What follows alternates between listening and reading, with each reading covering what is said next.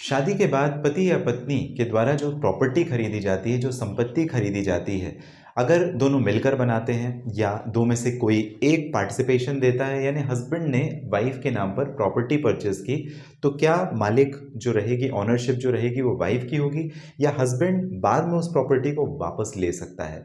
इसी के ऊपर एक हरियाणा हाई कोर्ट का, Punjab and Haryana high court का एक बहुत ही महत्वपूर्ण जजमेंट आता है, जिसमें जस्टिस वाल्मीकि जे मेहता इस पूरे के पूरे क्वेश्चन का सॉल्यूशन देते हैं। आखिर क्या होगा, क्या ये बेनामी ट्रांजैक्शन प्रोहिबिशन एक्ट 1988 में कवर हो जाएगा। बेनामी एक्ट तो आपको मालूम है। बेनामी एक्ट वहाँ पे जहाँ पे फॉर एग्जांपल मेरे पास आय से अधिक संपत्ति है, गलत तरीके से मैंने संपत्ति ली, किसी और के नाम पे प्रॉपर्टी कर दी। बेनामी जिसका कोई नाम ही ना हो, आसान शब्द में आप ऐसे समझ सकते हैं। और ऐसे आप अगर डिराइव करें कि अगर मान लेते हैं कि पति ने पत्नी के नाम पर प्रॉपर्टी ली, तो कल को वापस उसे क्लेम कर सकता है क्या, या पत्नी मना कर सकती है देने से। इसी कानून बेनामी ट्रांजैक्शन प्रोहिबिशन एक्ट जो 1988 का कानून है, उसका रेफरेंस लेकर के तो इसी को जरा समझते हैं। नमस्कार, आप सभी ने शुरुआत अशोक पांडे के साथ में की है और इस पर्टिकुलर वीडियो में हम बात करेंगे कि पति ने पत्नी के नाम से जमीन, मकान, दुकान या कोई भी प्रॉपर्टी खरीदी, चाहे वो चल प्रॉपर्टी, अचल संपत्ति यानी मूवेबल या इमूवेबल प्रॉपर्टी, अगर वो परचेस करता है तो क्या रहेगा, किसका रहेगा कितना अधिकार। इसी को लेकर के हरियाणा हाई कोर्ट का एक जजमेंट आता है, जहां पर इस क्वेश्चन का समाधान किया जाता है। देखिए क्या है, आपको एक बात समझनी पड़ेगी। जो प्रॉपर्टी है, कई बार शादी के बाद पति पत्नी के नाम पर वो प्रॉपर्टी ले लेता है। ऐसी अगर property source of income justified है, जेन्यून है, रीजनेबल है और नॉन सोर्स ऑफ इनकम से, मतलब जान मैं जॉब करता हूं, मैं बिजनेस करता हूं, वहां से मुझे जो पैसे आए उस प्रॉपर्टी को मैंने परचेस किया, लेकिन वो प्रॉपर्टी में पैसे पूरे मैंने लगाए, लेकिन परचेस मैंने अपनी वाइफ के नाम पे किया, तो क्या ये बेनामी प्रॉपर्टी हो जाएगी। कल को वाइफ मुझे देने से मना कर सकती है। इसी क्वेश्चन को जब हरियाणा हाईकोर्ट के सामने जब बात आती है, तो इस प्रॉपर्टी को डिक्लेयर किया कोर्ट ने कि देखो ये बेनामी ट्रांजैक्शन में नहीं आएगी। जब अपील हाई कोर्ट के सामने आई तो उन्होंने बोला बेनामी ट्रांजैक्शन में नहीं आएगी, और जो ट्रायल कोर्ट है, जो नीचे का कोर्ट है, अगर उसने ऐसा निर्णय दिया है तो गलत निर्णय दिया है। क्यों?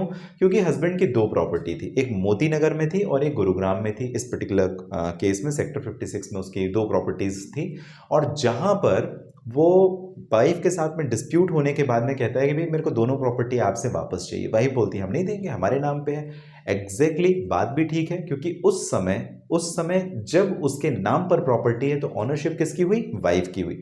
ऐसी कंडीशन में आपको यह समझना पड़ेगा कि वाइफ ने जिस कानून का सहारा लिया, वो कानून का सहारा था बेनामी ट्रांजैक्शन प्रोहिबिशन एक्ट ऑफ 1988।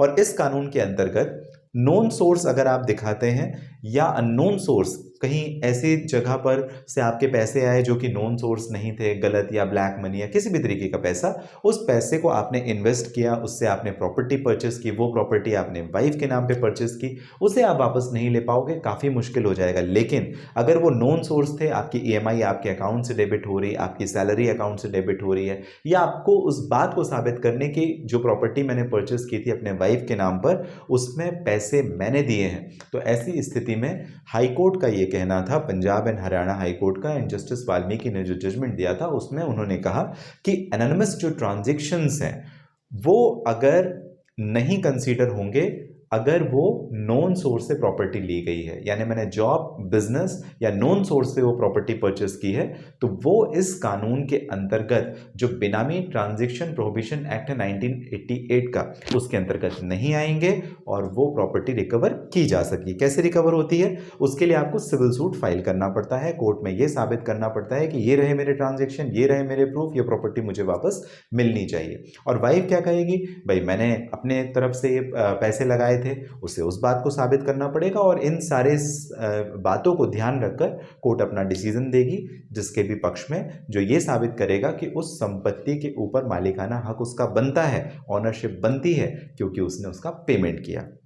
अगर आप पेमेंट नहीं प्रूव कर पाओगे तो एज ऑब्वियस फिर आप उसकी प्रॉपर्टी को वापस नहीं ले पाओगे। तो आपके पास में एविडेंस होने चाहिए प्रूफ करने के लिए कि वो प्रॉपर्टी आपने नोन सोर्स से परचेस की, अदरवाइज वो बेनामी में काउंट हो जाएगा। दूसरी आपको ये भी बात ध्यान रखनी है कि आज की डेट में, जैसे इस पर्टिकुलर केस में, अगर वो प्रॉपर्टी वाइफ के नाम पे है तो ऑनरशिप, लीगल टाइटल, सारी चीजें वाइफ के नाम पे वो बेच सकती है, उस प्रॉपर्टी को एंजॉय कर सकती है, उस प्रॉपर्टी के साथ जैसा भी करना चाहे वो कर सकती है, तब तक जब तक कि प्रॉपर्टी का लीगल टाइटल उसके नाम पर है।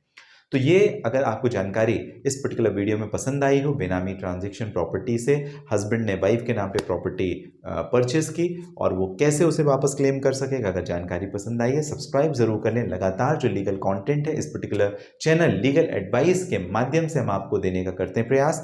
किसी जानकारी के लिए अगर आप मुझे करना चाहते हैं पर्सनली बात, इस वीडियो के डिस्क्रिप्शन में डिटेल है, लिंक है, जहाँ से आपकी और मेरी हो जाएगी बात। आप सभी जो हमेशा कीमती महत्वपूर्ण आपका समय मुझे देते हैं, इसके लिए आपका बहुत धन्यवाद।